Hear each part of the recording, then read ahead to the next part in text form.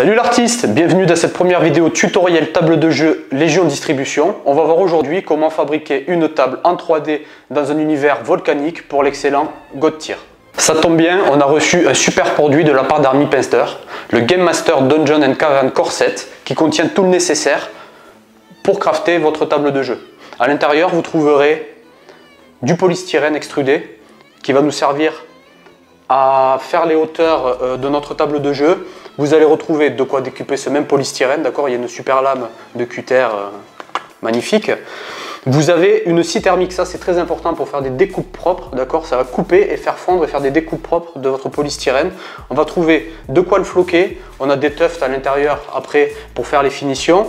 On a toute la peinture, tout le nécessaire, d'accord, pour faire notre table de jeu. Et on trouve également une bombe de peinture à base d'eau qui ne va pas faire fondre le polystyrène au moment où on va le pulvériser. Première étape du projet, on va voir le concept et voir comment positionner les éléments en 3D sur le plateau. Je vais utiliser le plateau de la boîte de base de God Tier, il va falloir le sacrifier malheureusement, mais c'est pour la bonne cause, pour utiliser le tracé existant du plateau et pour pouvoir m'en servir comme gabarit pour faire ma découpe sur mes plaques de polystyrène extrudées en dessous. Le concept du plateau. On va faire un plateau qui va être surélevé sur les bords et qui va venir se creuser sur le milieu. Pour ce faire, on va utiliser des épaisseurs de polystyrène extrudé pour arriver à faire quelque chose qui va être irrégulier avec des hauteurs différentes. Là, j'utilise des hexagones à MDF commandés sur le site du chinois pour faire les finitions du plateau, qui sont exactement aux dimensions du plateau God Tier. Mais ça vous donne une petite idée de ce qu'on va chercher à atteindre, avec un plateau avec des hexagones qui vont être irréguliers et qui ne vont pas être placés à même hauteur sur l'ensemble du plateau, tout en venant créer une fosse sur le milieu. Je vais commencer à découper le plateau. Je vais utiliser le cutter pour venir découper le plateau sur le pourtour de la zone de jeu et découper vraiment, faire une découpe juste sur le pourtour des hexagones.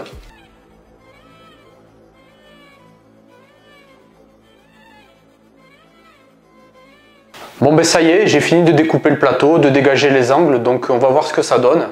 On peut enlever les pourtours du plateau et garder que la surface de jeu pour les figurines. Et on est censé se retrouver avec, je vais y arriver, ça pour la suite. Voilà, maintenant que le plateau a été détouré, on va l'utiliser pour pouvoir commencer la construction de notre table. J'ai préparé un petit schéma pour vous montrer l'idée globale que je me fais de ma table de jeu terminée. Je vais la faire sur environ 4 niveaux avec des étages intermédiaires. On voit ici le niveau 0 qui sera le niveau du plateau actuel avec les hexagones les plus bas du plateau. Ensuite on a le niveau 1, 2 et 3 et on va monter par strates au fur et à mesure la hauteur de notre plateau. Pour ce faire, je vais utiliser des couches de polystyrène extrudé superposées. Donc niveau plus 1, plus 2 pour prendre encore de la hauteur, plus 3, mais rien n'empêche de venir mettre des étages intermédiaires pour créer une irrégularité sur le terrain de jeu. Pour commencer, j'ai découpé une plaque de polystyrène extrudé pour faire les limites de mon plateau. Sur celui-ci, je suis venu poser mon plateau de jeu préalablement découpé et que j'ai positionné à 1 cm du bord et 4 cm pour laisser un petit peu de débord pour éviter que le plateau ne soit trop juste. Ici, sur la gauche de mon plateau, je vais venir mettre la zone de compteur de combat que je n'ai pas encore découpée. On la fera, elle aussi, dans une épaisseur de polystyrène. Une fois mon plateau positionné, on va commencer par choisir un des 2 rangs centraux d'hexagones et venir faire nos repères en prenant 2 arêtes de celui-ci, le suivre jusqu'à son opposé et marquer le plateau de l'autre côté. À ce niveau-là, je peux retirer mon plateau Et je vais venir tracer deux lignes qui vont rejoindre les 4 points. Alors là, je filoute un peu, je vais utiliser le plateau comme règle parce que j'ai oublié la grande règle.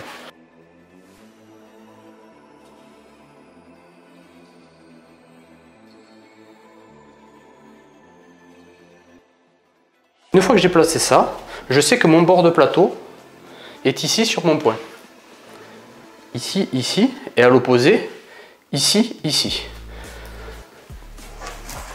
Maintenant, mon plateau comporte dans son rang 1, 2, 3, 4, 5, 6, 7, 8, 9, 10, 11, 12, 13, 14 hexagones. Je vais commencer par positionner mon premier rang avec des hexagones en MDF trouvés sur internet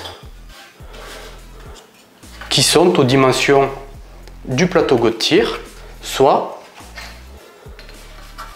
5 cm de bord à bord. Je vais venir positionner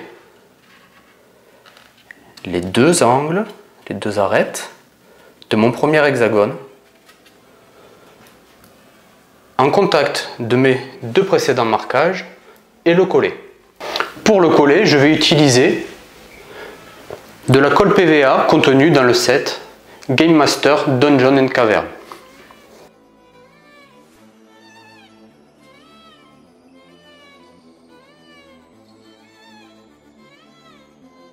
Maintenant, je vais coller un second hexagone, un troisième, un quatrième, un cinquième, etc. jusqu'au bout de mon rang. Pour créer un petit écart entre les deux hexagones, je vais en utiliser un troisième qui va me servir de cale d'épaisseur. Je viens le positionner en contact de mon premier hexagone en faisant attention de ne pas le faire bouger. Et je vais à nouveau venir coller mon second hexagone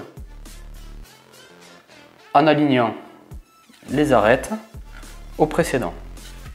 Le coller et ainsi de suite jusqu'à la fin du rang.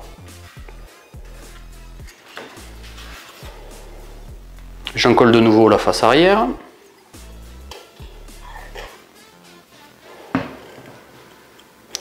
Je reprends ma cale, la positionne et viens appliquer mon second hexagone en l'alignant au précédent.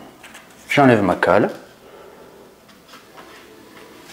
Le second hexagone est collé.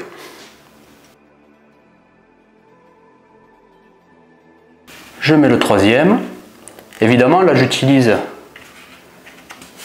un hexagone comme cale d'épaisseur, mais vous pouvez utiliser tout ce qui vous passe sous la main et qui correspondra à l'épaisseur que vous voulez donner entre vos hexagones. Pourquoi on rajoute une épaisseur? Parce qu'au moment des finitions, quand on va venir faire le flocage sur notre plateau, si on colle les deux hexagones et qu'on vient enduire par-dessus avec notre flocage, on ne verra pas la démarcation entre les hexagones. C'est pour ça qu'on préfère leur donner un petit décalage.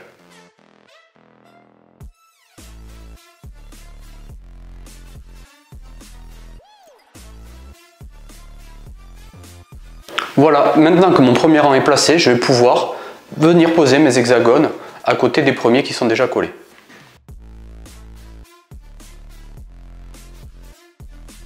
Voilà, j'ai fini de coller les hexagones du niveau N0. J'ai essayé de suivre les contours du schéma que j'ai précédemment dessiné pour pas me perdre trop dans mon idée initiale.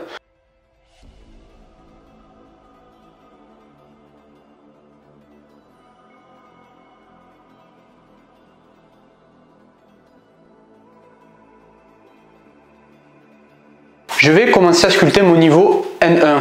Je vais prendre un bout de polystyrène extrudé et essayer de venir chercher les contours de ma précédente découpe au plus juste. Je viens la présenter sur mon angle et je vais essayer de respecter mon tracé. Je vois à peu près où j'en suis dessous et je sais que je vais venir à peu près par là. Oui, je sais, sur ma plaque, il y a un tracé d'une précédente table de jeu. J'ai pas utilisé le polystyrène. Donc du coup, je vais le réutiliser. Je sais que je viens par là. Je vais venir chercher à peu près par là. Ça sera pas parfait au départ, mais c'est pas grave. Je suis ici. Je redescends. Je reviens ici. C'est pour faire une coupe dégrossie déjà. Là. Jusqu'à là. Je descends. Je descends encore. Hop. Je sais que je vais pouvoir venir ici et je vais remonter là, jusque là. Je vais maintenant découper mon polystyrène.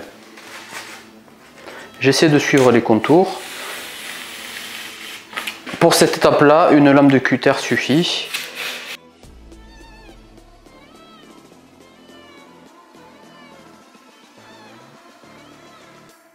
Ma plaque de polystyrène est découpée, je vais venir la présenter pour voir si je ne suis pas trop mal tombé. Ça va, c'est correct.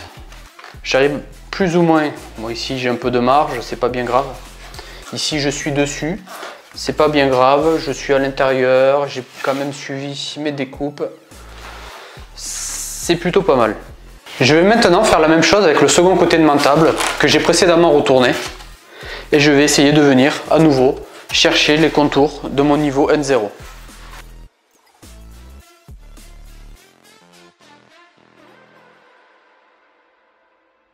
Voilà, j'ai coupé le second côté, je l'ai présenté, ça tombe plutôt pas mal. Maintenant, je vais faire mon raccord des deux autres côtés de la table de jeu. On voit que mon arène commence à prendre forme. Les quatre côtés sont surélevés, je vais finir les découpes, les finitions sur les deux derniers morceaux, et puis on va pouvoir passer à la suite.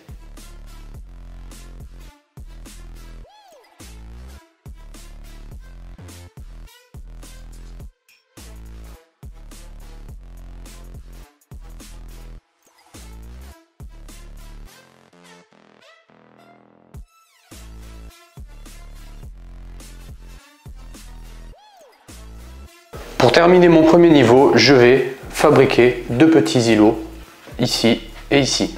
J'ai positionné mon premier îlot, je pense que ça suffit, je ne vais pas en rajouter un autre à côté. Je vais maintenant sculpter mon étage numéro 2, qui va venir se superposer au premier. Je vais utiliser les gabarits précédemment coupés pour faire mon tracé sur mon polystyrène, pour que mon étage 2 s'ajuste parfaitement au 1.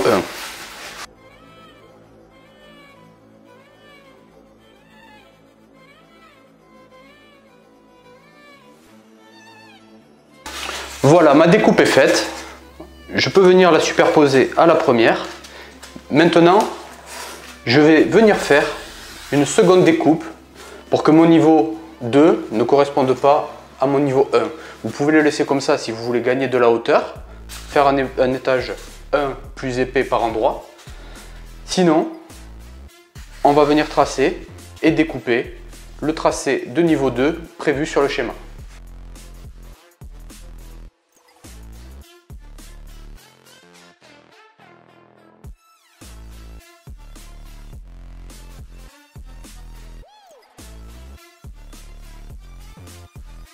Voilà, mon premier module d'étage de niveau 2 est prêt. Je vais faire la même chose pour l'ensemble de ma table sur le niveau 2 et 3. Voilà, ça y est, j'ai assemblé tous mes niveaux.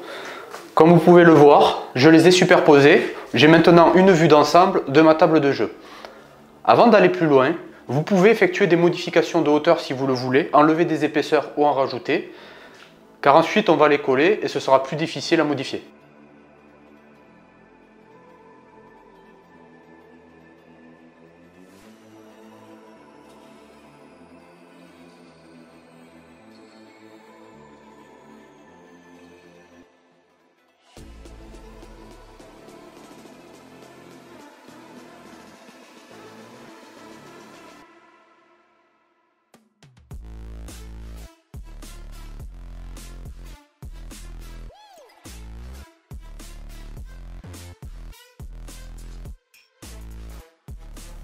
Voilà, j'ai terminé les différents niveaux en polystyrène de ma table de jeu. Je vais maintenant pouvoir coller les hexagones de la surface de jeu.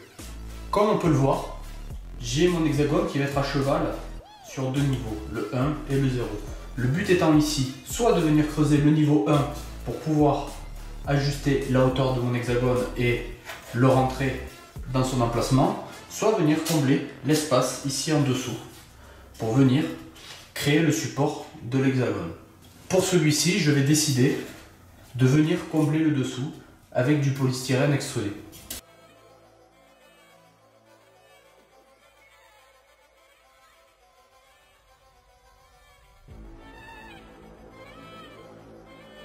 Voilà, mon hexagone est en place. Maintenant, je vais pouvoir continuer ainsi sur tous les pourtours et tous les niveaux de ma table. Le but étant de venir alterner entre les remplissages et le creusement de la plaque de polystyrène pour créer différents niveaux. Ici, je vais décider de découper mon polystyrène pour venir le décaisser de moitié et avoir un niveau qui va être différent entre cet hexagone et son voisin. Comme précédemment, je viens positionner mon hexagone, je trace un gabarit,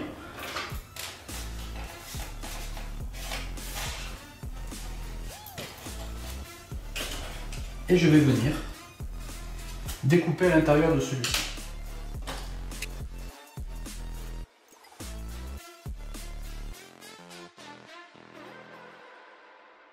Voilà, mon second hexagone est plus ou moins en place. Je n'ai plus qu'à venir combler sur le dessous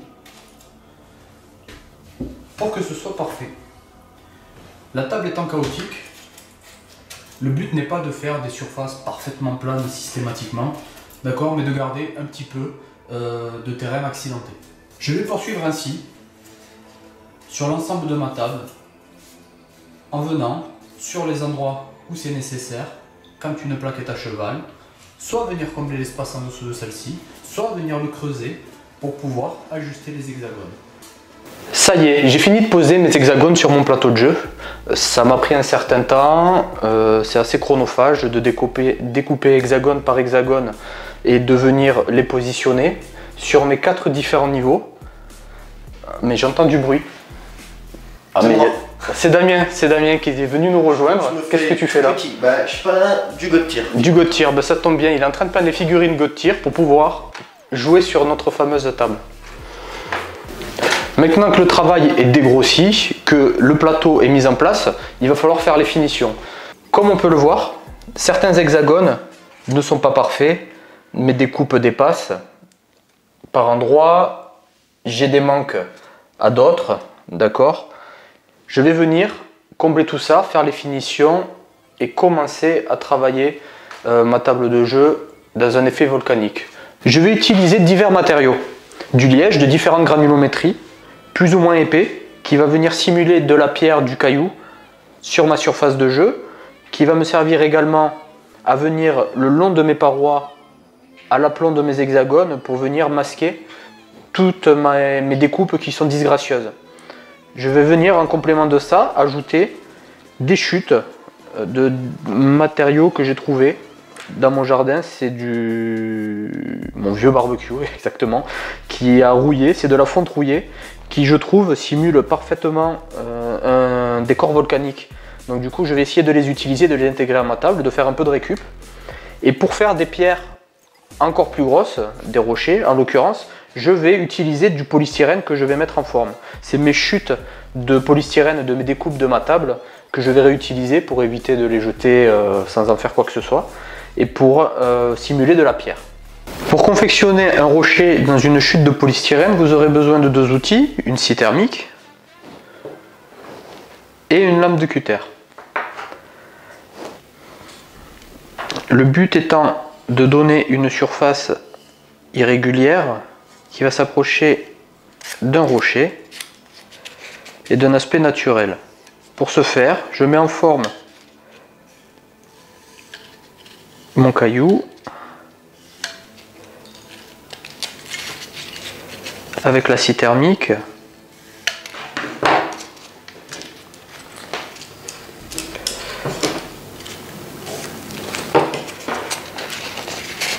Et je termine de façonner avec ma lame de cutter mon rocher.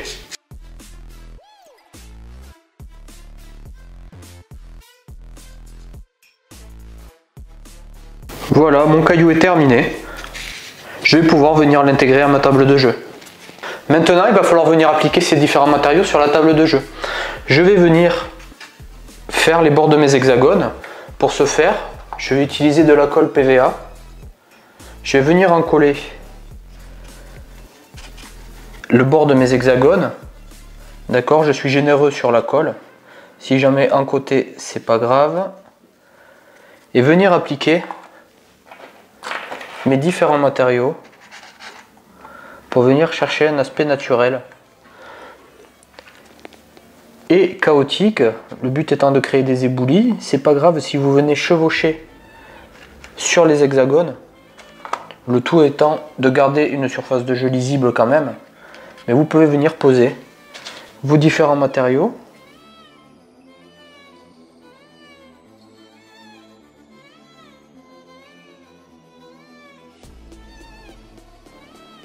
Donc pour l'instant, je travaille avec les matériaux qu'on a vus précédemment. Après, je viendrai en rajouter d'autres avec du sable pour venir finir le flocage de ma surface de jeu. Pour le moment, je me cantonne à ces matériaux-là pour tous les rebords de mes hexagones. Je vais continuer faire toute la surface de jeu, tous les pourtours des hexagones, et on se retrouve pour la suite. On se retrouve tout de suite après la pub. Ta ta ta.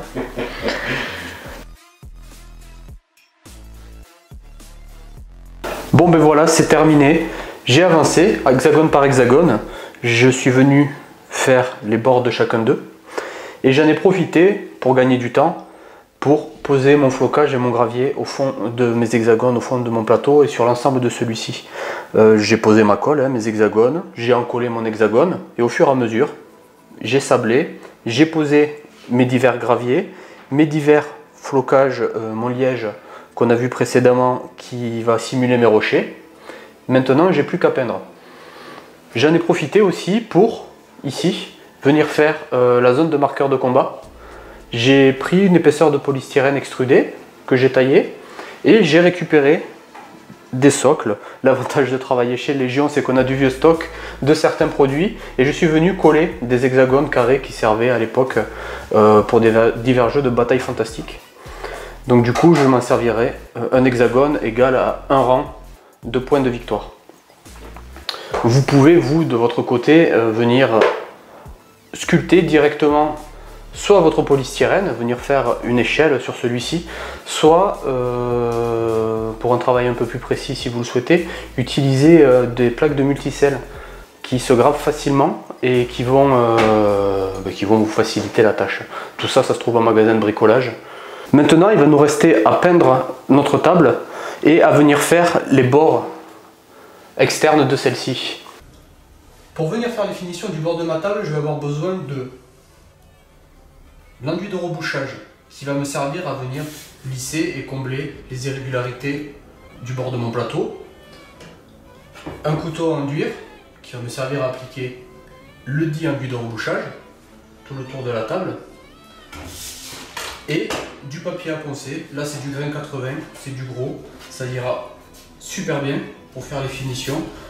On ne refait pas le mur de la salle de bain, on cherche à finir le bord de la table. Si c'est pas parfait, c'est pas grave. Le tout c'est que ça soit propre.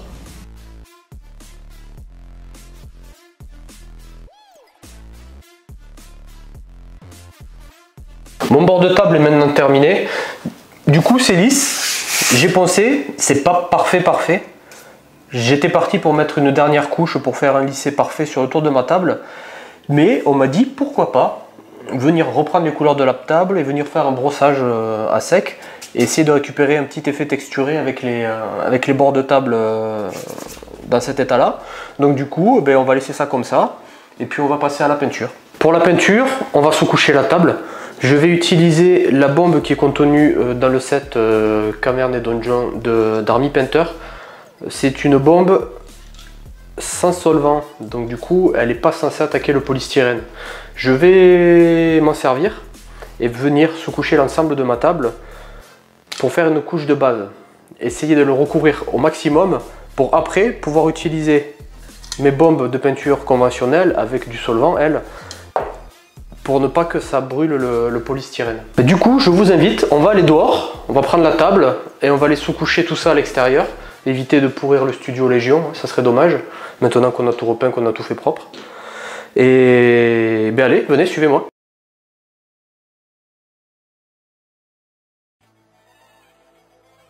Donc ça y est, c'est parti, on y va. Donc on va sous-coucher avec notre bombe sans solvant, donc la Dungeon and Subterrain Game Master de chez Army Painter. On va s'en servir, comme j'ai dit précédemment, comme base sur toute la table, et après on va venir travailler aux bombes de peinture conventionnelles et à l'aéro.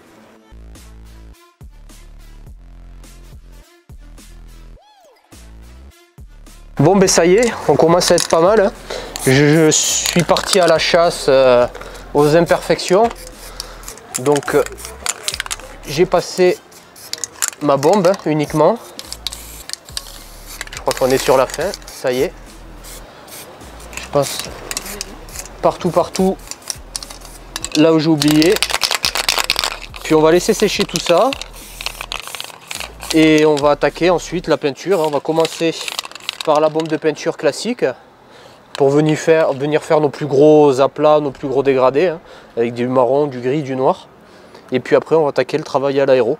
Bon là je vais utiliser ces trois teintes, uniforme grey, Fur Brown, Matte Black. Je vais mélanger tout ça, d'accord, survoler la table et commencer à teinter tout ça.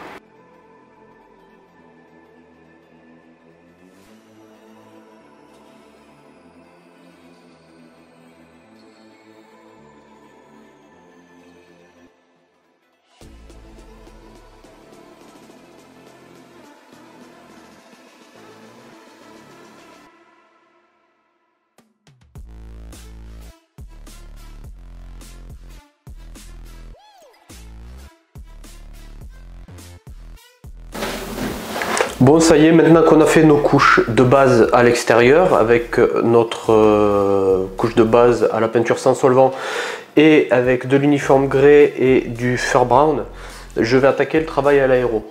J'ai déjà commencé, j'ai fait une moitié de table ici avec du H-Grey Army Painter, d'accord, un gris cendre, pour commencer, pour faire des éclaircies ici sur le bord des hexagones et sur quelques grosses pierres ici et sur les flancs de mes hexagones. Je vais faire l'autre moitié de la table. Et puis après on continue avec une seconde couleur.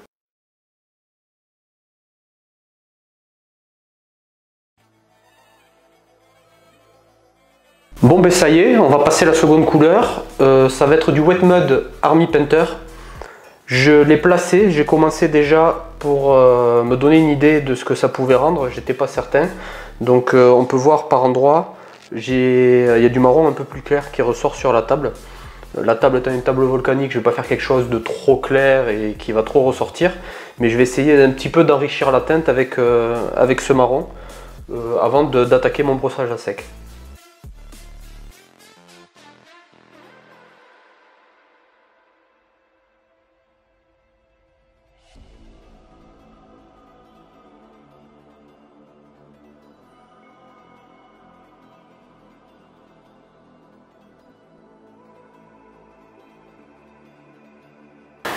Ça y est, c'est posé. Je vais finir avec du Desert Yellow Army Painter, vraiment par touche, juste des petits points de ci, de là, sur certains bouts d'hexagone, pour finir d'éclaircir ma table.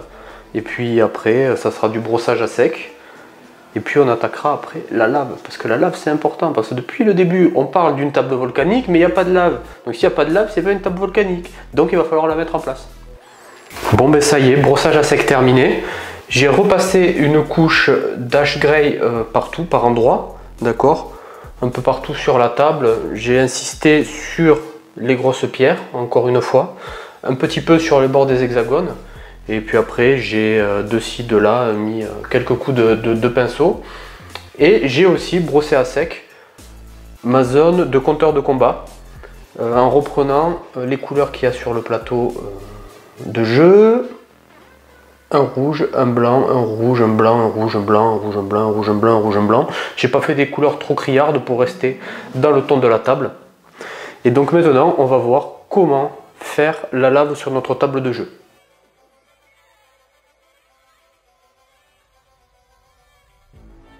Pour faire ma lave, pour faire mes coulées de lave exactement, je vais utiliser mon arme secrète, la colle à moquette. Donc la colle à moquette, super pratique parce qu'en séchant, ça reste épais. Maintenant, je vais venir verser ma colle à moquette, que je vais verser dans mes hexagones précédemment enlevés, et je vais en profiter pour faire découler d'un niveau à l'autre depuis les zones les plus hautes. Ensuite, je mettrai quelques taches, quelques flaques de colle de ci de là sur le plateau. On laissera sécher, puis après on attaquera la peinture. Donc j'hésite pas, je verse. Je crée une épaisseur, d'accord, je mets en plat, je pose ça. Puis après je vais secouer mon plateau, d'accord, un petit peu pour étaler. Le but c'est que ça déborde pas trop des hexagones, que ça aille pas vraiment partout sur le plateau. Puis après je vais venir l'étaler au doigt ou avec un outil, hein, si vous avez un outil, et venir épouser au mieux la forme de mes hexagones. Si ça déborde un petit peu sur les côtés, c'est pas grave. On reconnaîtra quand même l'hexagone pour jouer. Le but c'est d'arriver quand même à garder une cohérence au niveau de la lecture du plateau, hein. Ça peut être pas mal. Hop. Et j'avance, j'avance, je ramène. Après, n'ayez pas peur, ça va se lisser aussi, hein, au séchage, tout seul. Donc du coup, voilà quoi. Hop. On étale, on en prend, là il y en a un peu plus, on n'hésite pas, on le ramène. On essaie de ne pas faire rentrer trop de bulles d'air à l'intérieur. Alors moi j'ai un petit peu de, je crois que c'est un gravier que j'ai là. Donc je vais essayer de percer ça avec, mon outil est là. Hop. Avec la pointe de mon couteau. Alors ça c'est une bulle d'air. Ok, ça par contre c'est un petit gravier. Alors je le pousse au fond, qu'il ne vienne pas m'embêter après à remonter. Et voilà, donc ça c'est mis en place. Donc là, hop, on n'hésite pas, on secoue, on tapote, ça va se lisser, d'accord. Et après, on garde quand même quelques irrégularités, ça fera les mouvements de notre magma. Donc là j'en ai fait un, je vais en faire un autre. Je vais vous montrer la coulée depuis ici. Donc là j'ai décidé, hop, de partir de là, de revenir un peu ici et de redescendre là.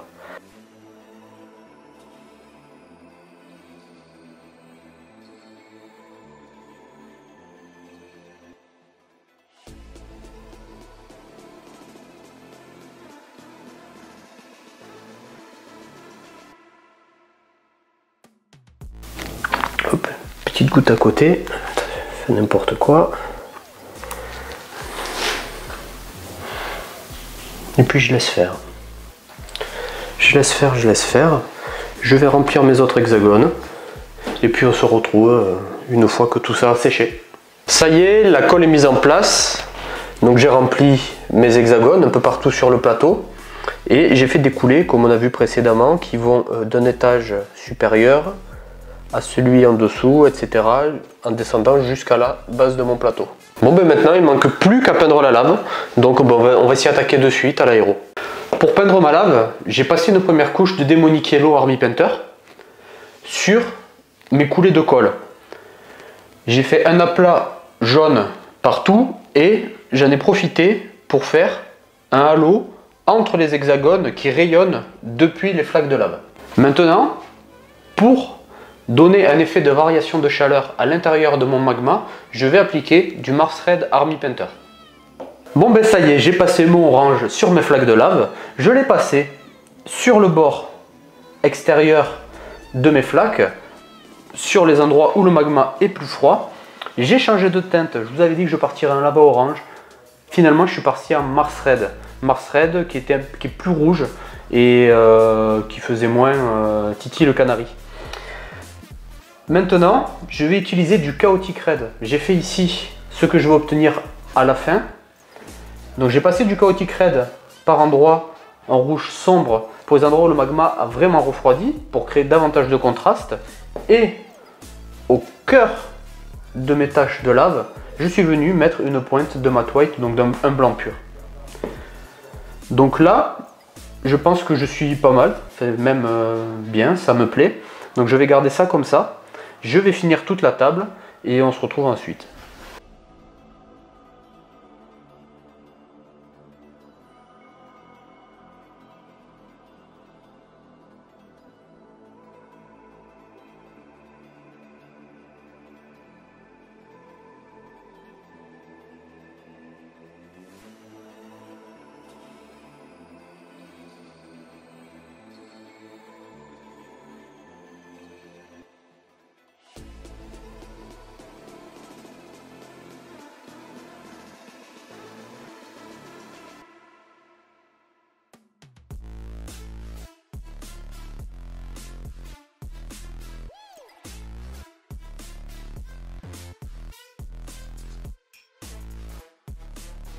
Ça y est, notre table de jeu est enfin terminée.